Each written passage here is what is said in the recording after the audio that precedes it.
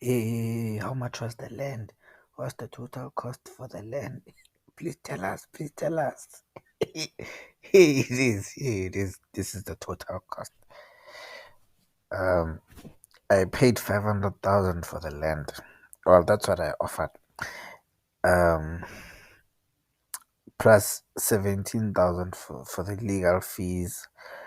Yeah, so this is everything for the land.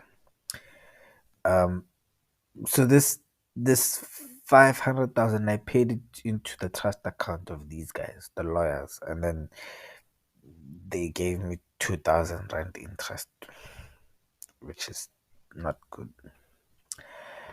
So these first three videos are about the land. So if you check the first video that I posted on the channel, it's called Offer to Purchase. That's the offer to purchase that I signed for the land.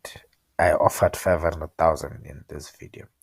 This one, it shows the transfer, well, the updates from the lawyers regarding the transfer process. There'll probably be a question about how long. How long did it take for the transfer? Check the dates on this thing here.